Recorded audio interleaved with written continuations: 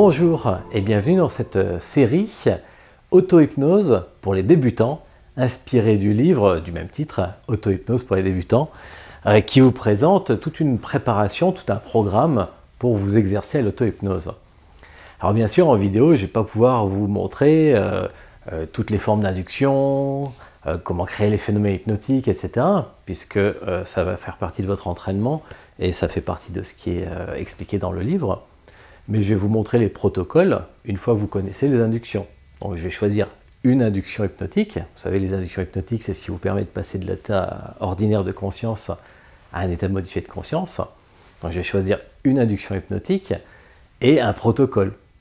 Par exemple, dans le livre, ça traite de la confiance, du sommeil, de la santé en général, de votre poids, du stress, de comment bien dormir. Il y a beaucoup de protocoles. Alors on va prendre un protocole, par exemple pour trouver le sommeil, c'est le premier protocole. Et puis je vais choisir une induction. Peut-être vous l'auriez fait avec une autre induction. Dans le livre, vous aurez beaucoup plus de contenu que ce que je vais vous montrer en vidéo. Mais ça vous fera des exemples. Et vous aurez comme ça un petit peu tous les protocoles du livre démontrés en vidéo. Après, il y a d'autres choses dans le livre que je ne pourrais pas vous montrer dans les vidéos. Ça va être comment faire pour mettre à jour correctement vos objectifs de façon à ce qu'ils soient réalisables ensuite quand vous pratiquerez l'auto-hypnose. Ça aussi, ça fait partie du travail qui est expliqué dans le livre, qui va vous prendre du temps, papier, crayon, réflexion, et qu'on ne pourrait pas faire à votre place dans une vidéo.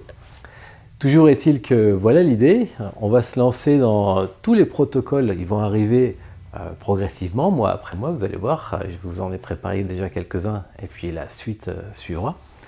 Bien entendu, l'idée est ensuite de continuer sur le deuxième volume, tout aussi apprécié que ce premier livre sur l'auto-hypnose humaniste pour les débutants. Il y a des applications qui sont plus faciles finalement à faire en hypnose humaniste, donc en hypnose où on garde conscience, plutôt qu'en hypnose dissociante où on est obligé de se laisser aller. Mais au début, on va les apprendre en hypnose normale, habituelle, et puis on aura la seconde série un petit peu plus tard. Voilà, eh bien, je vous souhaite une bonne pratique, et puis à bientôt donc, dans les vidéos de cette série Auto-hypnose pour les débutants.